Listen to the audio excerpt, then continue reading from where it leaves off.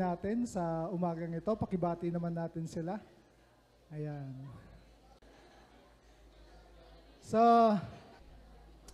it's the last month of 2015. No? At ang ibig lang sabihin yan, first Sunday of December, malapit na Christmas, malapit na Pasko. So, pakibati na rin natin yung ating katabi ng Merry Christmas and a Happy New Year. So, advance na, no? Advance na yung ating batihan para sa susunod, wala na. Tapos na kagad, ano? Okay, so, jokingly aside, mga kapatid. So, anyway, so, nabanggit ko nga na patapos na yung 2015 and then 2016 na. So, kumusta naman kaya ang ating buhay-buhay, no? Compared yung ating 2015 sa 2014, anong masasabi natin? Dapat mas maganda kaysa sa 2014.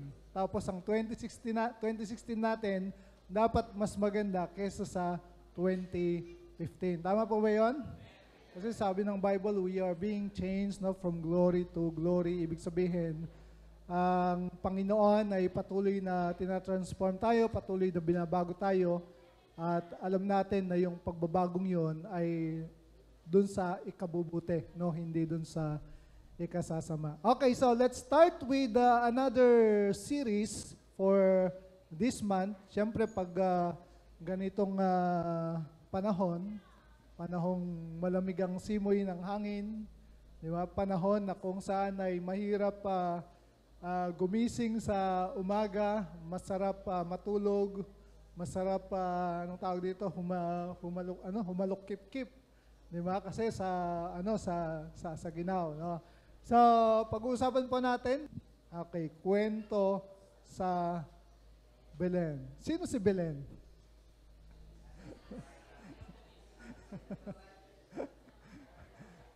Sino ba si Belen?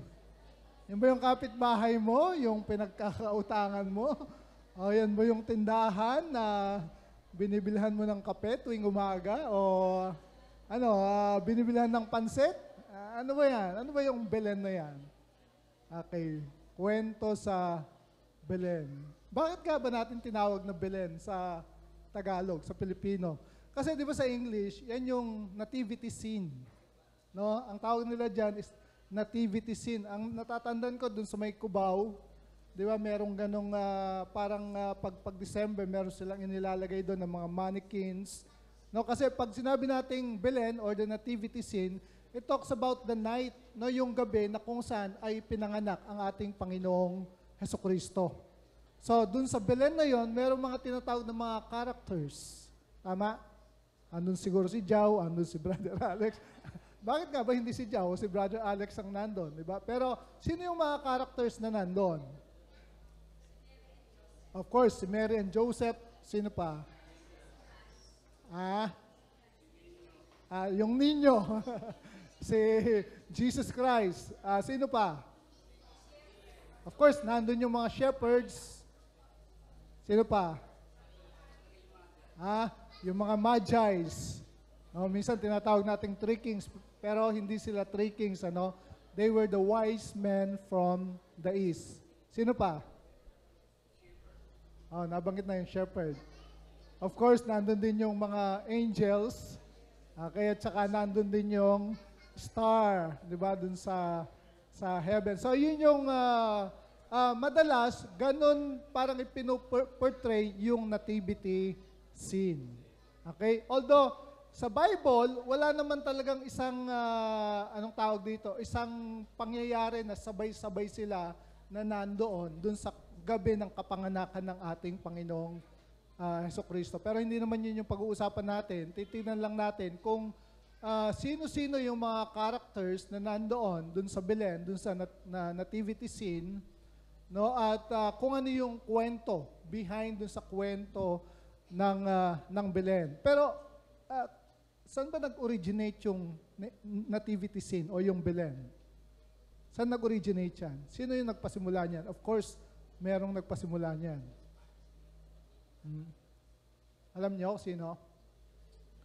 Okay, yung sin na yan, ang nagpasimula daw niyan ay si Saint Francis of Assisi. Kilala ninyo, di ba?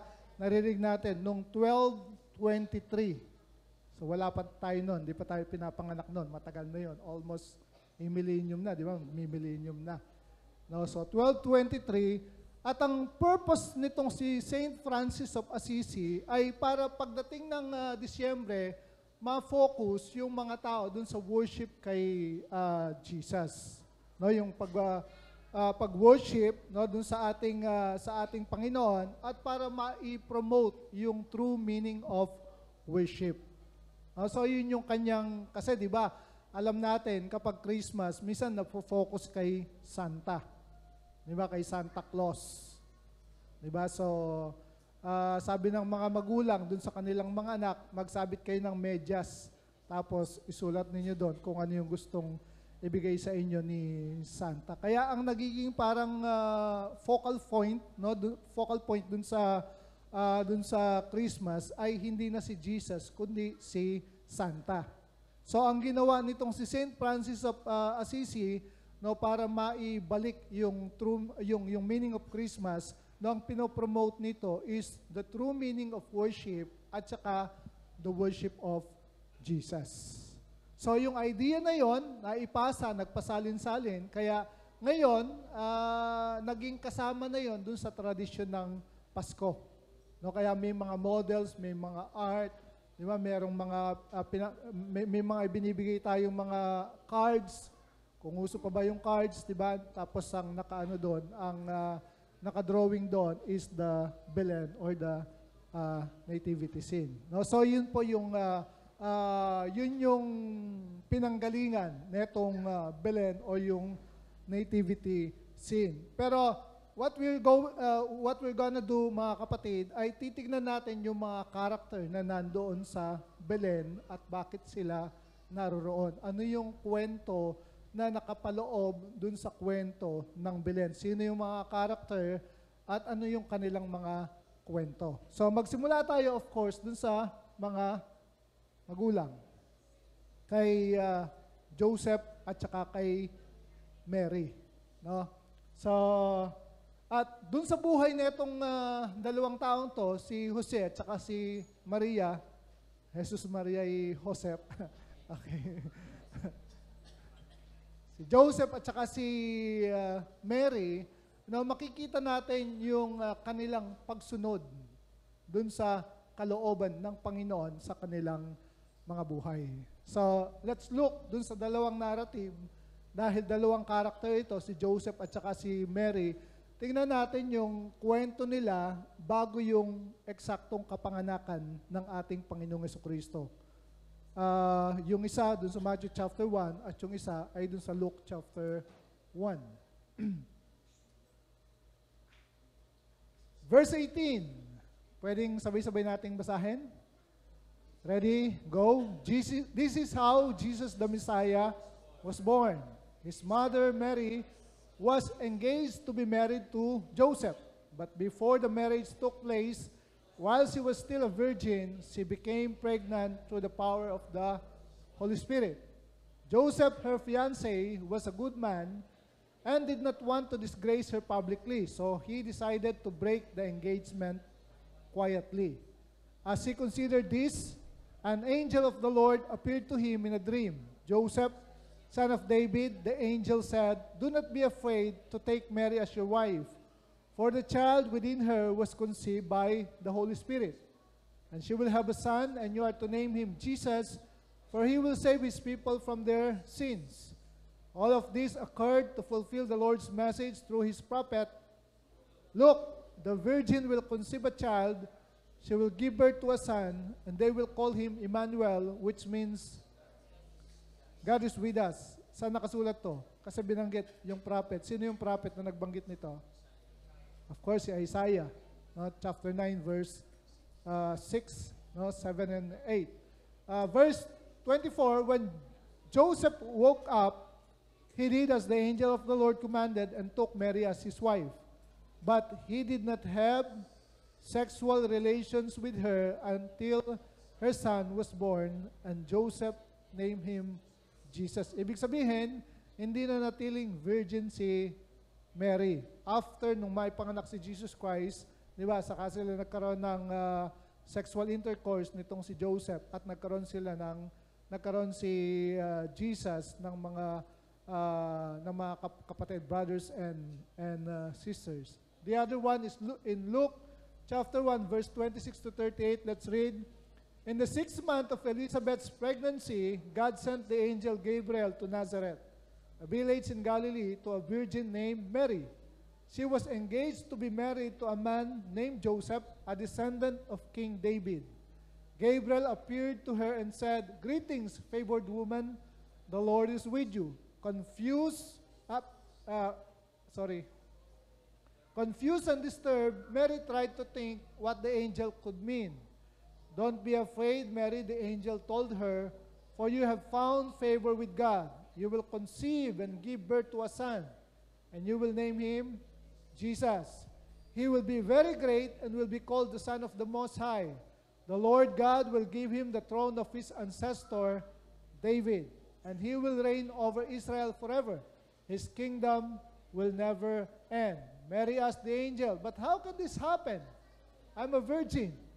The angel replied, "The Holy Spirit will come upon you, and the power of the Most High will overshadow you. So the baby to be born will be holy, and he will be called the Son of God. What's more, your relative Elizabeth has become pregnant in her old age.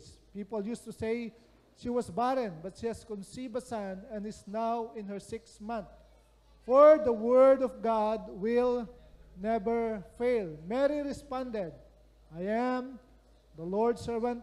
May everything you have said about me come true." And then the angel left her. Sa panahon lang naman natin, maganda yung virgin birth eh. Diba? Kasi we know the full story.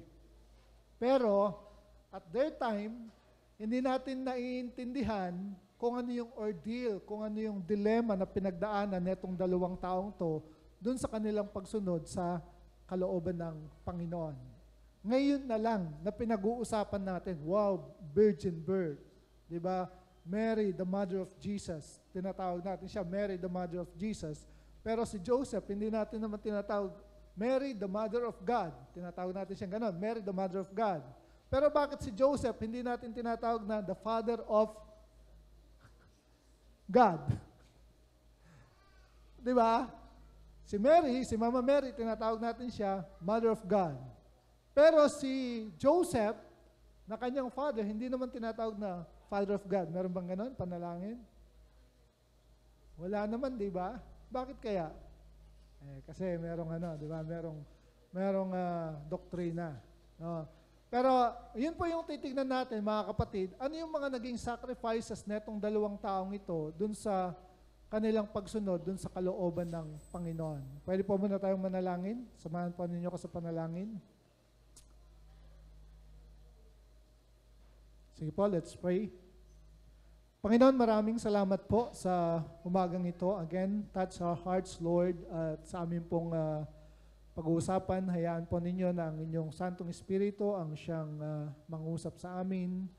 At sa pamamagitan po ng aming pag-aaral, Lord, dun sa character ni Joseph and Mary at kung paano sila ay naging instrumento ng inyong kalooban, ng inyong pagliligtas, Panginoon. Instrumento, Panginoong Diyos, ng kung paano po ninyo, Lord, kung paano dumating or ipinanganak ang aming Panginoong Jesucristo dito sa lupa, Lord God, sa pamagitan ng dalawang taong to, Lord God, ay makita po namin, Panginoon, yung kanilang pagsunod, Panginoon, sa inyo.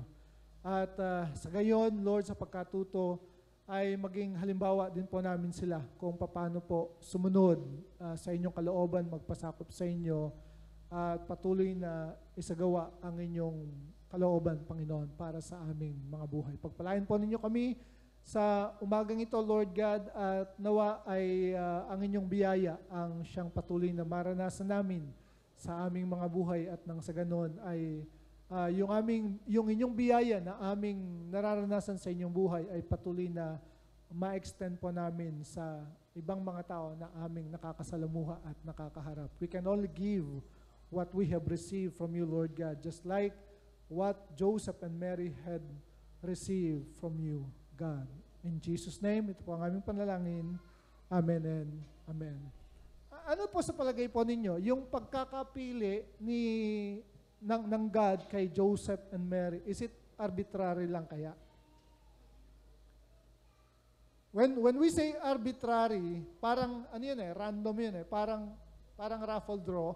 Alam niyo yung raffle, di ba? Merong tambiolo, tapos walang purpose, no particular anong tawag dito, yung purpose in mind, kundi parang magpipik ka lang, no, dun sa mga nandoon sa loob ng tambiolo. Okay? So, ang point mga kapatid dito, yung kayang pagpili ng Diyos sa atin, is it arbitrary? Parang sa isang tambiolo, di ba, nandun lahat ng pangalan. Kasi parang nangyari dito, if it is arbitrary, yung choose ng God kay Joseph at saka kay Mary, at yung paggamit ng Panginoon kay Joseph and Mary, meron siyang dalawang tambiolo. Okay? Yung isa ay yung pambabae at yung isa ay panlalaki. Okay? Doon sa pambabae, nandun lahat ang pangalan ng mga babaeng Israelites, mga Hudyo, na ang kanilang edad ay nagre-range from 15 to 20. Kasi according to Bible scholars, etong si Mary ay pinagbuntis niya si Jesus nung siya ay 16 years old. Sabi lang nila yun. Of course, wala namang nakasulat. No, sabi nila. So, ibig sabihin, naglagay ang Diyos ng isang tambiolo na kung saan nandun lahat ang pangalan ng mga babaeng Israelites na nagre-range, no, yung edad from 15 to 20. At saka siya bumunot. And voila, ang nabunot niya ay si Mary. Ganun kaya yon? And then, doon sa isang tambiolo naman, inilagay niya lahat ng mga lalaki, hindi lahat ng Jewish na lalaki, kundi yung mga lalaki lang na nandun sa angkan ni David, kasi doon manggagaling ang Messiah, yung lineage na tinatawag. Although wala naman talagang dugo, no, ni David, no, doon kay Jesus. Yung lineage lang na tinatawag. Okay, so again, 15 to 20 years old, and then saka siya bumunot. Ang nabunot niya ay si David. That is arbitrary. Okay? Tingin nyo, ganun kaya ang ginawang pagpili ng Diyos dito kay Joseph at saka kay Mary. Bakit hindi iba? Why Joseph and why Mary? Ano kaya yung mga qualities na meron sila? Diba? Para sila ay piliin ng Panginoon at para sila ay gamitin ng Panginoon dito sa napaka gandang layunin na ito. Maganda. Diba? It's wonderful. Pero hindi siya madali. So, yun po yung titignan natin, no? Ano yung mga qualities na meron pareho etong dalawang taong ito base dun sa mga narratives na binasa natin. Ano yung mga qualities na meron sila na naging parang basihan ng pagpili ng Panginoon sa kanila at paggamit ng Panginoon sa kanila para dun sa isang napaka-importanteng layunin. Yung pagpili, medyo madali pa yon. Pero yung paggamit, diba? Kasi tayo, lahat bilang mga Kristiyano, alam natin, lahat tayo ay pinili ng Diyos. Pero minsan, dun sa paggamit, diba? Yung paggamit, kahit naman tayo, diba? Hindi lahat ng bagay ginagamit natin. Meron tayong certain requirement or qualities na, halimbawa, baso. Iinom ka ba dun sa isang basong alam mong marumi? Of course, yun ay lilinisin mo muna. So, meron kang certain requirement. Okay? Nandiyan pa po kayo? Gising pa po kayo? Okay. So, yun po yung ating titignan. No? So, ano yung qualities that made God chose Joseph and Mary? No? Hindi lang pinili, kundi talagang ginamit sila ng Panginoon for this specific plan of yung mailabas ang ating Panginoong Jesucristo dito sa mundong ibabaw. Okay, tingnan natin. Number 1, mga kapatid, na quality nila ay yung desire nila to do His will. No, yung pagnanais na gawin ang kalooban ng Panginoon. Okay? Ang sabi nun sa verse 19, Joseph, her fiancé, was a good man. When Joseph woke up, he did as the angel of the Lord commanded and took Mary as his wife. Kasi ano yung nangyari before this? Bago nagpakita sa kanya yung angel sa panaginip, ano yung kanyang gustong gawin? Di ba? I-divorce na. Di ba? I-divorce na tong si Mary. Ibig sabihin, hindi na siya pakasalan. Kasi, ano nga naman yung di ba? Ang sabi, he was betrothed to Mary. Nung panahon ng ating Panginoong Jesucristo, yung betrothal, it's equivalent to marriage. Sacred yan and binding na kapareho ng marriage. No? Ang kulang na lang doon sa betrothal para maging marriage, yung ceremony. Okay? Tapos yung babae ay titira na doon sa bahay nung lalaki. And then yung i-consume yung marriage. Okay? Yung tatlong yun na lang ang kulang. Pero yung betrothal sa kanila, mga kapatid, ang tawag natin ay engagement sa panahon natin.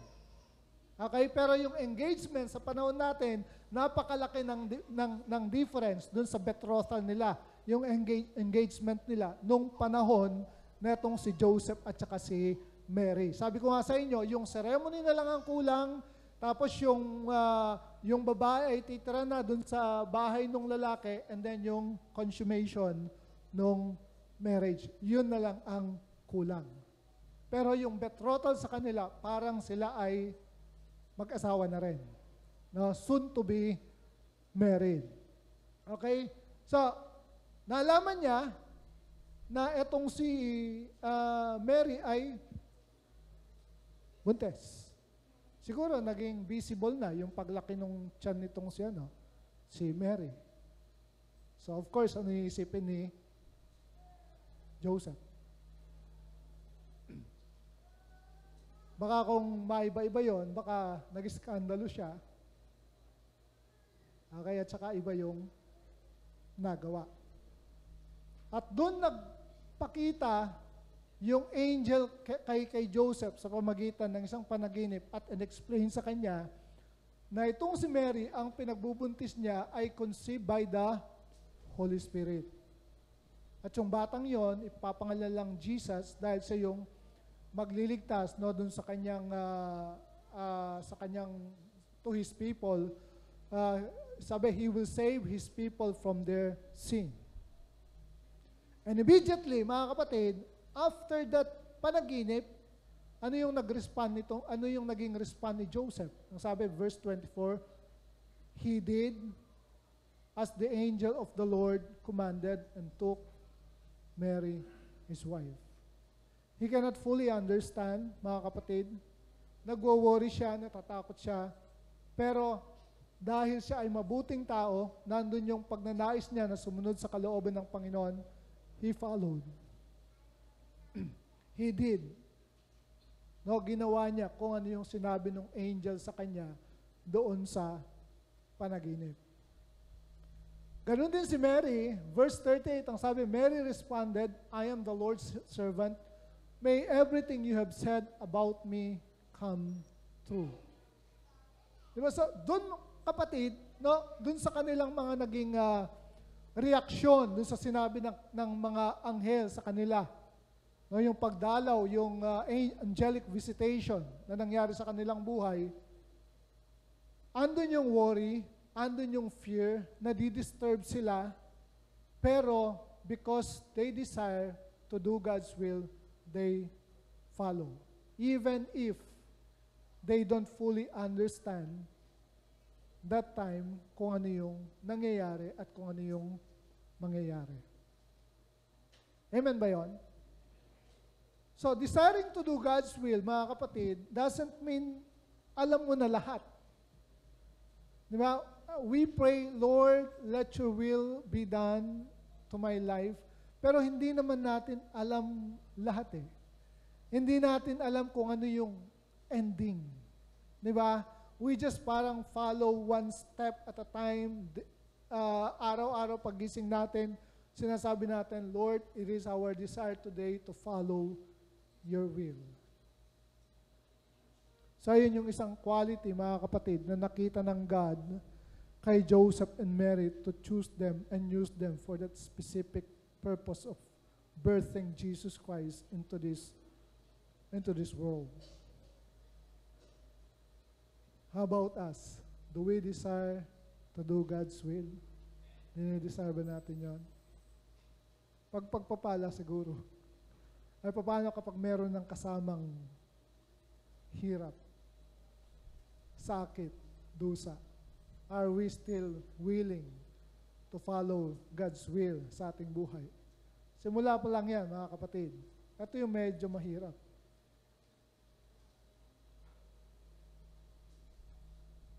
Ano po sabi? Ano yung second quality? The willingness to pay the cost. Meron bang cost? Doon sa part nila, meron bang cost? Meron bang, ano sa Tagalog yun? Cost to pay. Utang na dapat bayar. Halaga. Di ba? Yung parang pagdadaanan mo. Yung hirap. Yung pasakit na kanilang pagdadaanan. Di ba, asan yung pay, yung cost to pay? Di ba, napakaganda ng plano ng Diyos na virgin birth, etc., etc. Pero mga kapatid, wala pa namang isang pangyayari before itong kay Mary. Wala pang nangyari in the face of the earth na nagkaroon ng virgin birth. Tama? Ito yung first and what? Last. Kasi para magkaroon ng birth, kinakailangan i-follow yung biological process. Merong intercourse, di ba? Mag-ahabulan yung mga sperms na i-fertilize yung egg cell. And then, dun nabubuo. And then, dun na conceptualize. No? At nabubuo yung baby. First and last. Imagine, paano i-explain nitong si Mary na yung dinadala niya ay ang tatay ay ang Holy Spirit. Because sabi ng Bible, she was conceived by the Holy Spirit. In-overshadow siya ng Holy Spirit. Paano niya ipapaliwanag yun? Sino maniniwala, no, tao, on his right mind, na maniniwala na, yung pinagbubuntis mo ay ang tatay, ang Holy Spirit? Wow. Fantastic, baby. Diba? Kasi wala pa namang ganong pangyayari. In the face of the earth, wala pang na-record na instance doon sa history ng mundo from the beginning of time, di ba, na nagkaroon ng ganong pangyayari na merong virgin birth. At paano rin ipapaliwanag netong si Joseph na ang kanyang pakakasalan ay buntis at hindi siya ang ama? Anong tawag kay Joseph? Ng kanyang mga kaibigan? Pare,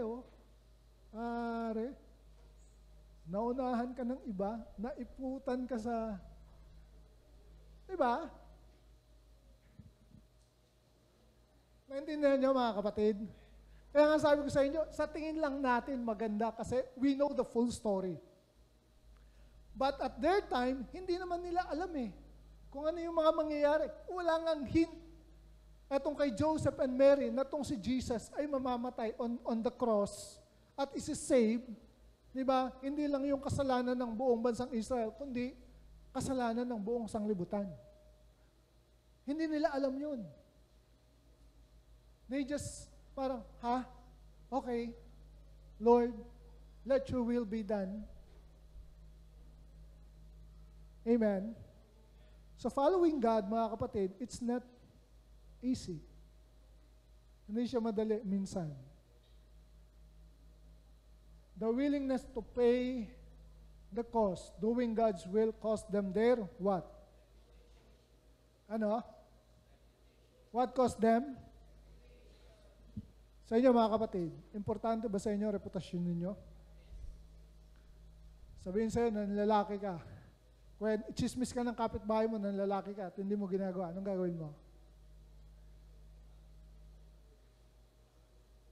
Paratahan ka na sinungaling ka, anong gagawin mo?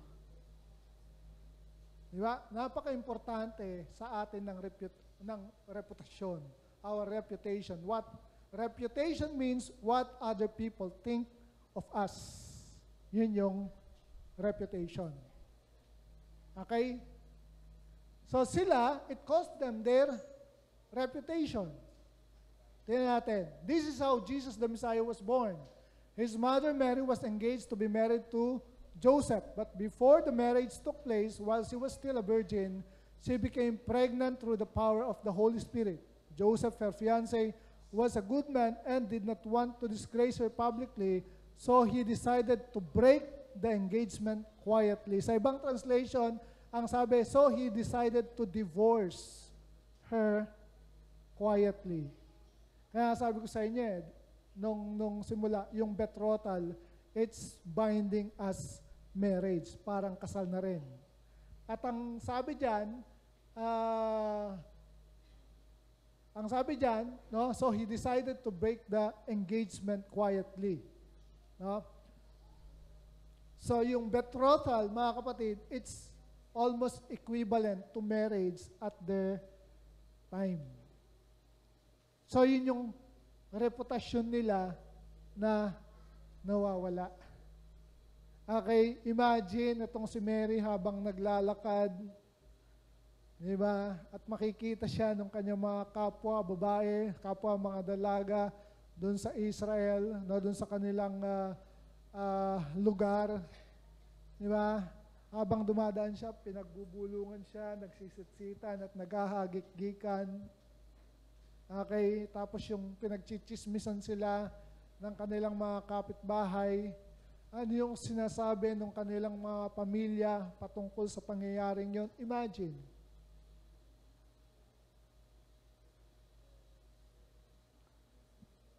Amen.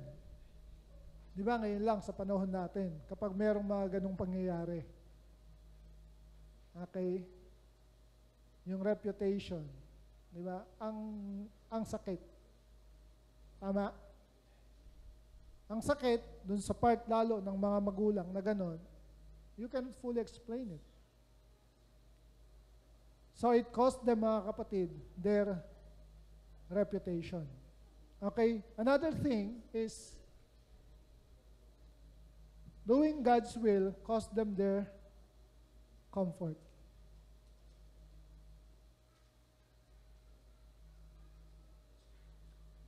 Alam niyo magkaroon ng census, yung Roman census, okay, na kinakailangang i-register sila, bumalik sila dun sa kanilang, kung saan yung kanilang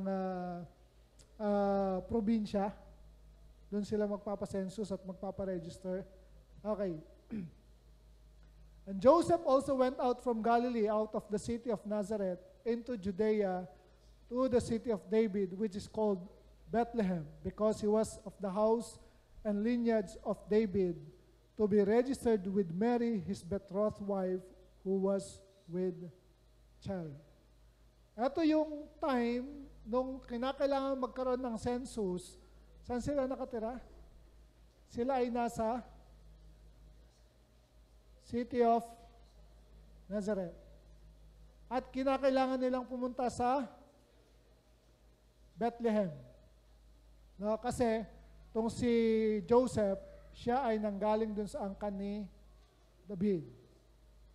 And at this point in time, mga kapatid, eto na yung kapanahunan na or kabuwanan na nitong si Mary.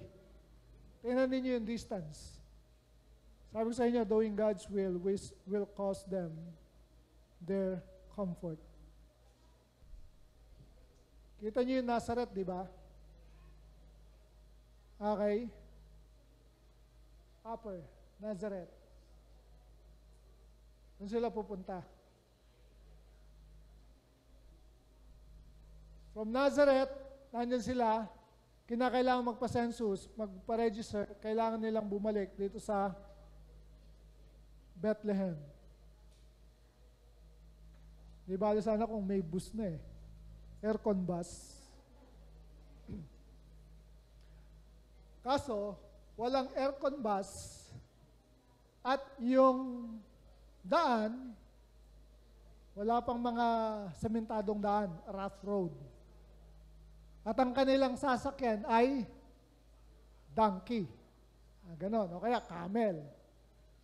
At ang distansya lang naman netong Nazareth, papuntang Bethlehem, mga kapatid, halos katumbas ng mula Maynila, maglalakad ka hanggang papuntang Tarlac. Ganun lang naman siya kalapit. Ngayon, the couple travels the roughly 80 miles, about 129 kilometers to the city where Christ will be ultimately born in a manger.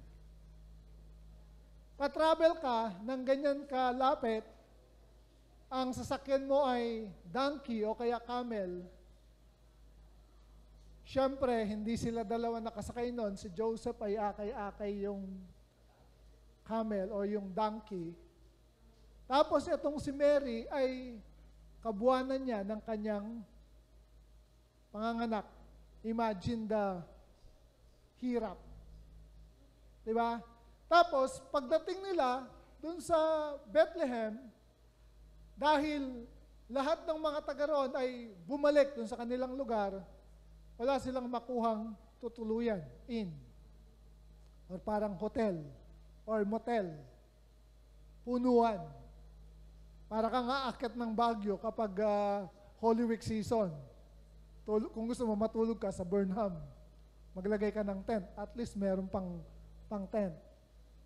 Di ba? Pero sa kanila, mga kapatid, yung comfort, imagine traveling that distance, tapos pagdating mo doon sa lugar ng gabi, tapos manganganak na etong si Mary, wala silang, alam mo yun, matuluyan na lugar or kwarto na medyo magiging para magkakaroon sila ng mainam na pakiramdam. Kaya napunta sila dun sa kulungan ng mga hayop, sabsaban. At doon, nag-labor etong si Mary at doon ipinanganak si Joseph. Madali, mahirap. Kung tayo kaya, etong si Joseph at saka si Mary at ganyan ang pagdadaanan natin, are we still going to follow God's will sa ating buhay? Para medyo mahirap sagutin, di ba? Hindi lang yan. Alam niyo yung kwento, di ba? After kasi niyan, biglang nakita ng mga magi yung star dun sa east. So naglakbay sila. Tapos napagtanungan nila itong si, ano pangalan nito? Si Herod. Okay? Tapos sabi ni Herod, saan ba ipapanganak? Sabi niya dun sa mga scribes, sa mga mga Pharisees, Bethlehem of Judah. So sabi niya dun sa 3 wise men, o sige, pag nakita ninyo, balik kayo sa akin para ako ay makapag-worship din sa Kanya. Ganun sabi niya, di ba? Para praising. Pero in his mind, iba yung gusto niyang gawin. Ayaw niyang magkaroon ng kahati dun sa Kanyang trono. Kaya yun yung, dun nanggaling yung niños innocentes, na ipapapatay niya lahat ng mga batang nagre-range ng yung kapapanganak hanggang 1 year old. Tama ba ako? 1 year old? 2 years old. Okay, 2 2 years old. Okay? So, from Bethlehem, at that time, ayan yung Bethlehem, magta-travel sila papunta sa Egypt. Kasi they will be warned by an angel. Okay? So, dun sa pero ano na yun eh, at that time, nung banggitin yung pagdating nung 3 wise men, ang sabi kung babasahin natin dun sa Luke chapter 2, hindi na babe ang pagkakabanggit kay Jesus, little child. Meaning, he is already a toddler. Mga nasa 1-year-old pataas, hindi na siya baby. Okay? Check your Bible. No? Young child ang nandoon. Okay. So, from Bethlehem, sila ngayon ay magta-travel to Egypt. Ibig sabihin, parang wala silang permanenteng lugar na pag-i-stayan. Because yung kanilang buhay, it's at risk, in danger. Medyo mas malapit-lapit. Their journey from Bethlehem to what is Egyptian-controlled territory, which was outside the jurisdiction of Herod, was at least 65 kilometers. Kalahati. So yan ay from Manila hanggang Dao, Mabalacat. So kung kayo nagta-travel through bus, mayroong stopover dun sa Dao, Mabalacat, Pampanga, yun. Yun naman yung kanilang tinravel after they have been warned about the plan of King Herod. From Bethlehem, sila ay nagpunta ng Egypt. And then, nung mawala na si King Herod from Egypt, sila ay bumalik dun sa kanilang pinanggalingan sa Nazareth. Ba't kaya bumalik pa sila sa Nazareth? Pagchichismisan ulit sila dun eh. Di ba? Markado na sila doon na etong si Joseph at saka si Mary, merong anak sa labas. Na si Jesus, no, yung panganay, na etong si Mary, hindi naman anak ni Joseph. So balik sila doon sa, alam mo yon. Pero dahil pa rin sa plano ng Panginoon, si Jesus, anong tawag sa kanya? Jesus of Nazareth. So, kinakailangan niyang bumalik sa Nazareth to do His ministry. At doon niya sinabi na walang propetang tinatanggap sa kanyang sariling bayan. All because of following God's will. So, imagine that ordeal, mga kapatid. Yung dilemma na yun, yung suffering na yun, spiritual, mental, emotional. Di ba yung emotional anguish na nararamdaman nitong si Joseph at saka si Mary in following and obeying God's will. That's why sabi ko sa inyo, meron silang qualities that made God to choose and use them for this specific purpose of parang maging earthly father ng ating Lord Jesus Christ. So, ayun pa yung pangalawa. No? Dahil willing sila to pay the cost. Number 1, they desire to do God's will. Second, they are willing to pay the cost. And then, thirdly, is they have the faith to trust God's promises. Even hindi nila alam kung ano yung buong mangyayari, they still trust God and yung promises ng Panginoon. An angel of the Lord appeared to him in a dream. Joseph, son of David, the angel said, Do not be afraid. Natakot din sila to take Mary as your wife, for the child within her was conceived by the Holy Spirit. When Joseph woke up, he did as the angel of the Lord commanded and took Mary as his wife. Andun yung faith, kahit natatakot siya. Ganon din naman si Mary. Mary asked the angel, but how can this happen? Diba, nung ina-explain sa kanya nung angel, na-confuse siya, natakot siya, she was petrified. Parang yung ginagamit nating term na yung mamatay sa takot. Diba? Parang halos mamatay sa takot. She was petrified. O, yun yung term na ginamit. How can this happen? I am a virgin. The angel replied, the Holy Spirit will come upon you, and the power of the Most High will overshadow you. So the baby to be born will be holy, and he will be called the Son of God. Mary responded, I am the Lord's servant. May everything you have said about me come true. And then the angel left her. That is faith. Faith doesn't mean the absence of fear. Amen? Hindi ko mo meron kang faith, hindi ka na matatakot. Tao ka pa rin eh. Andun pa rin yung emotion mo. Di ba? Hindi yung nangangahulugan na wala nang totally, wala ka ng takot. Kundi dun sa takot na nararamdaman mo, you still trust the Lord. Lord, eto yung nararamdaman ko, but I submit to you. Alam ko, walang imposible sa'yo. Sa akin, imposible. That's why I trust in you. So ano sa tingin nyo mga kapatid, yung naramdaman nitong si Joseph at saka si Mary nung marinig nila yung balitang yon about Jesus. Ito po. Siyempre sila ay natakot. Nagkaroon sila ng fear of criticism. Ano yung sasabihin sa akin ng ibang tao?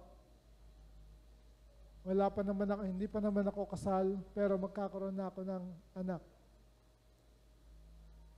Diba? Sino sa inyo gusto nakikriticize? Of course, ayaw natin. Na nagagalit nga tayo kapag kinikriticize tayo. Okay, so nandun yun, yung fear of criticism. Pangalawa is the fear of uncertainty. Ano yung posibleng mangyari na sa akin ngayon? Uncertainty. Diba? Yung hindi mo alam kung ano yung mangyayari sa future. Okay? 2 years from now, 5 years from now. That's why karamihan sa atin, kundi lahat sa atin, meron tayong mga tinatawag na security blanket. Amen? Ano yung security blanket? Diba? Yung ating job, yun ay ating security blanket. Kaya kahit kinagagalitan ka ng boss mo, di ba? Kahit bad trip ka na dun sa boss mo, at sinasabi ng utak mo, ng isip mo, mag-resign ka na, pero sa kabilang banda, nandun yung fear. Sinasabi mo, anong kakainin ko kapag nag-resign na ako? Anong ipambabayad ko sa bahay ko? Ama, we all need security blanket. Pwedeng trabaho yan, pwedeng asawa mo yan, pwedeng mga ibang bagay. Yung mga bagay na tingin natin sa ating sarili ay nagbibigay ng seguridad sa atin. No? Kaya, if possible, ayaw natin nung uncertainty. Kaya ka ipon ng pera sa bangko, security blanket mo rin yon. Ayaw mo nang nawawalan ka ng pera sa bangko, at least dapat meron akong 200,000. Wow. Or 250,000 pataas sa bangko. Security blanket mo yon. Kasi, inisip mo, worst comes to worst, meron akong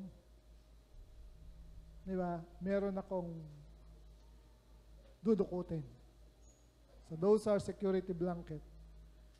Naramdaman din yan, netong dalawang to. No? Fear of uncertainty. And then, the fear of inadequacy. Can I handle all of this? Makakaya ko bang natanggapin ang lahat ng mga bagay na to? Okay? So, sila, di ba? Yung virgin birth, kaya ko ba?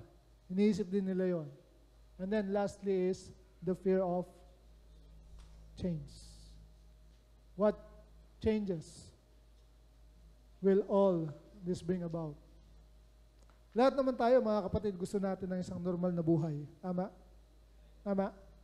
Ano yung definition natin ng normal na buhay? Meron kang bahay, natutuluyan, meron kang kakainin, 3 beses isang araw, makakapag-merienda ka at least 2 beses.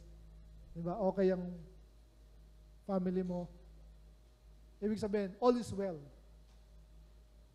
Diba? Pero kapag meron ng mga changes, ng mga pangyayari, may mga problema,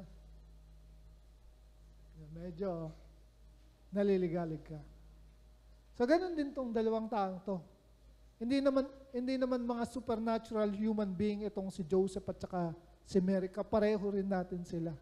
Naliliglig din, natatakot din, namumroblema din, iniisip din kung ano yung kanilang future. So imagine that all the changes na dadalhin sa kanila ng pagdating netong batang ito na nagngangalang Jesus. Sa'yo, sa atin, ano yung mga changes na nangyari nung dumating sa ating buhay si Jesus? Yeah. Nung bago-bago akong parang nakakapakinig ng salita ng Diyos, dun sa bahay namin sa Tarlac, meron kaming kapitbahay doon na meron parang isang garahe. Hindi pa ako Christian noon, hindi pa ako born again. At meron silang parang Bible study, na parang prayer meeting, at merong isang pastor na nagtuturo doon. Ang pangalan niya is Pastor Lawrence. Tandang-tanda ko pa. Hindi pa ako Christian noon. Nakikinig kami sa kanya kasi nandun kami dun sa balkonahe at eto lang, garahe. Parang alam mo yun, mga lumang bahay, di ba? Balkon, open na no, open yung balkon, bubong. Tapos eto yung garahe, bubong lang din. So maririnig yung kantahan. Hindi ko pa maintindihan kung ano yung mga kantahan nila, bakit sila masaya. Ang kinakanta pa nila noon ay, buhay, buhay, buhay kailan pa man. Si Jesus ay buhay, buhay kailan pa man. Ganon ka baduy. Diba? Buhay. Tapos, solemn song, after nun, siya ay Diyos. Siya ay Diyos. Siya ay, yun ang mga kanta nila. Hindi ko pa naiintindihan yon. Pero yung kwento ng pastor, mga kapatid, sabi niya, siya ay graduate ng engineering. Ang course niya. Engineering. Ang expectation sa kanya ng family niya, lalong-lalo ng father niya, ay i-practice yung kanyang pagiging engineer. But sadly, naging pastor siya. Galit na galit sa kanya tatay niya. Alam niyo kung anong ginawa ng tatay nung sabing magpapastor siya? Sabi niya doon sa tatay niya, Tay, magpapastor po ako. Galit na galit ang tatay niya. Ang ginawa ng tatay niya, lahat ng damit niya sa bahay nila, dun sa kanilang aparador, kinuha ng tatay niya, itinapon sa labas. Kung ayaw mong sumunod sa akin at magpapastor ka, lumayas ka sa bahay na to at wala akong anak na suwail. Anong ginawa niya? Still, he followed his calling. Nagpastor pa rin siya. Pero of course, di ba, pagkatapos ng mga ilang taon, kikilos naman ng Panginoon. Pero imagine that time, yung pay, yung cost that he needs to pay in following God's will. Hindi naman lahat ng pastor ay ganun ang kwento. Iba-ibang ano yan, iba't ibang mukha, iba-ibang minsang mga pagsubok ang kakaharapin dun sa pagsunod sa Panginoon. Pero at the end of it, sa simula, nandun yung suffering. Pero when you still follow God, God's will dun sa buhay mo, naniniwala ko, ang ending magiging maganda. Yung pastor na yon, na kinukwento ko sa inyo, sinunod niya yung kalooban ng Panginoon. Pero binless siya ng Lord, at dumating din yung time na natanggap siya nung tatay niya, at pati yung tatay niya, the whole family, nakakilala sa Panginoon. Pero hindi ganoon kabilis, 24 hours na ganoon kaagad na binago ng Panginoon. Merong pagsubok. Sa kanya, yun yung cost to pay. Kagaya netong si Joseph at saka si Mary, di ba? Merong cost to pay. But they still believe and trust God. So, makikita natin dito na the greatest thing that ever happened to two people happened to Mary and Joseph. Nangyari sa kanila yun. But there were times when His plan for them seemed difficult, not just difficult, but very, very difficult. Times when they must have wondered why God allowed things to happen as they did. 2,000 years later, we can see how wonderful it was. We understand God's plan. Tama, naiintindihan natin na lahat ng pinagdaanan nila nitong si Joseph and Mary were all part of the puzzle para mabuo yung God's plan. No? Naiintindihan na natin. But, nung kanilang time, at their time, it was hard for them to see. Because they only see yung time na yon, yung araw na yon, yung mga pangyayari, yung present. Hindi nila kita yung kita natin ngayon. But the point is, mga kapatid, they still follow God's will. They live in God's will for their lives. So ano yung lesson na itinuturo sa atin ni Joseph and Mary about living and doing God's will? Ito po. That living out God's will may be what? What? But the ending will always be wonderful. Mahirap, di ba? Kung tutusin, mga kapatid, yung mga salita ng Diyos, God's will, minsan yung sarili nating flesh yung kalaban natin eh. Di ba? To follow God's will. It's difficult. But if we have that desire and the faith and yung submission to God, Lord, I submit, even it's hindi siya appealing dun sa aking flesh, sa aking laman, I would still follow your will. No? So we saw, mga kapatid, nakita natin dun sa buhay ni Joseph at ni Mary that living out God's will may be difficult at times, but the ending will always be wonderful. Yan po yung sinasabi ng 2 Corinthians chapter 4, verse 17. Babasahin po natin sa NLT translation at the Living Bible translation. For our present troubles are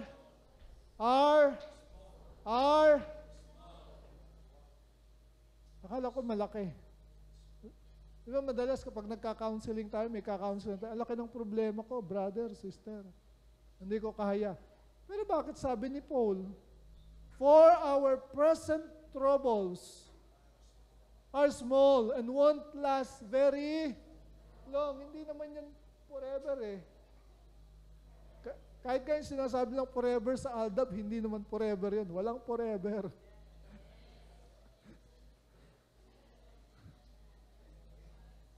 Lahat ng bagay dito sa lupa, it won't last very long. Pag tumanda na yan, mamatay na, wala na.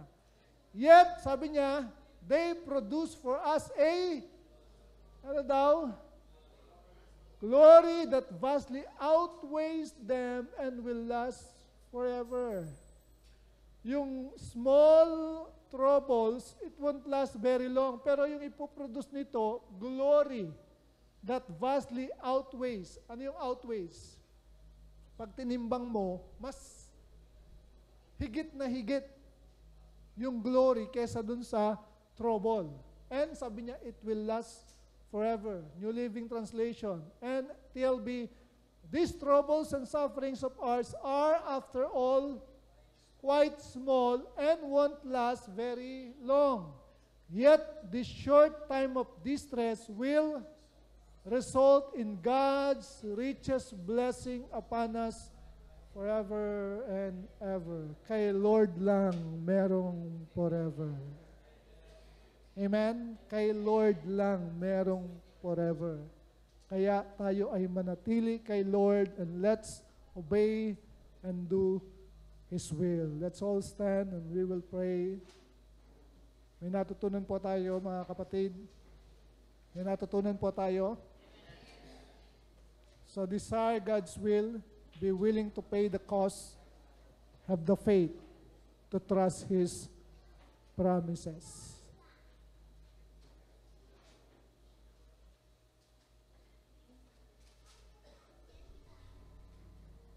Panginoon, manghang-mangha po kami dun sa pangyayari dun sa Belen o yung tinatawag na nativity scene, and we saw how wonderful it is, Lord God.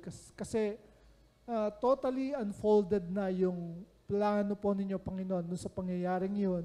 At nakita po namin kung ano yung dulo noon, na ang gusto po pala ninyo, Panginoon, ay yung batang yun na ipinanganak dun sa sabsaban ay lumaki at maging binata at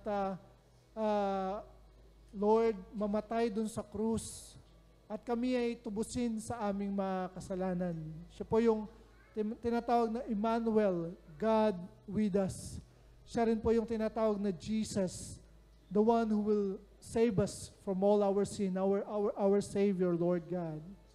Pero ang isang kwento po na hindi po namin nakita doon ay yung paghihirap na dinanas na itong si Joseph at saka si Mary, yung earthly fathers, Lord God, ng aming Panginoong Hesukristo. Kung paano po sila nag-suffer, kung paano po sila na-persecute, kung paano po naranasan po nila yung difficulties, Lord, yung mental and emotional anguish, Lord. Ganon din yung spiritual battle, Lord, waging in their soul, O God. Para lamang po masunod, Panginoon, ang inyong kalooban, Lord God. At hindi lamang sila yung magtamo ng blessing, yung pagpapala ng pagsunod nila sa kanilang kalooban, kundi kami po, mga recipient po kami ng inyong biyaya. At Lord, all these things, Lord God, na na-enjoy namin, Lord, yung mga spiritual blessings, forgiveness of sins, Lord, protection, all the blessings, O God, na aming natatanggap, tinatamasa sa ngayon, ay resulta ng pagsunod netong si Joseph and Mary, Lord God. Because we know that without them, Lord God, no earthly Jesus, walang Diyos na nagkatawang tao dito sa loob. Maaaring gumamit po kayo ng iba, Panginoon. Pero Lord, we just thank you, O God, for the life of these two. And now we appreciate them more, O God, dun sa kanilang pagsunod, Panginoon, sa inyo. At nawa ay maging halimbawa po namin sila sa aming pagsunod sa inyong kalooban, Panginoon. Kasi po, ang daming pagkakataon na nagrereklamo po kami with all the blessings that we have received. Minsan, Panginoon, konting persecution, konting criticism, konting tapik lang ng kaaway sa amin, Lord, naliliglig po kami at God, naisip namin na wag nang magpatuloy. Compared to them, compared to what, Lord, they have experienced, Panginoon, in following your will sa kanilang buhay, wala pa sa kalahati yung aming mga kinaharap. Wala pa sa kalingkingan, Panginoon, nung kanilang dinanas ang aming dinaranas. So God, enlighten us, O God, lalong-lalo na yung mga nandito, Panginoon, lalong-lalo na kami, na mga naririto at nakapakinig ng mensaheng ito, Panginoon. Enlighten us, Lord God. And at the same time, encourage us, Lord God, na hindi ganun, na makita namin yung tamang perspektibo, Lord, based on the light of 2 Corinthians chapter 4, verse 17, na yung mga difficulties po namin, sufferings are just small compared to the eternal glory that we will receive, O God. Lord, salamat po. At nawa, Panginoong Diyos, ay maging eye-opener po ito sa amin when it comes to seeing, Lord God, the troubles, the difficulties, the hardships, Lord God, na aming kinakaharap sa aming buhay. Alam namin, pansamantala lang to. Lord, maybe pagdating namin ng 60, 65, or 70, tapos na, Panginoon. Pero yung aming daranasan after living out this earth, after living out this world, O God, it will be glorious, Lord God. Kaya tulungan po ninyo kami, Panginoon, na mag-persevere. Tulungan po ninyo kami, Panginoon, to really commit ourselves to you in a daily basis, na paggising namin sa umaga, sasabihin namin na, Lord, magpe-pray kami, sasabihin namin na, Lord, today I desire to do, to obey, to live your will, O God, upon my life. Lord, yun po ang aming maging panalangin, Panginoon, kagaya ni Joseph at saka ni Mary. Salamat po Salamat po aming Diyos. Salamat po aming Ama na merong Pasko dahil po sa pagparito ng aming Panginoong Jesucristo at maraming salamat sa mga taong to na ginamit po ninyo, Lord God, upang siya ay ipanganak dito po sa ibabaw ng mundo. Sa inyong papuri, pasalamat sa pangalan ni Jesus. And everyone say, Amen.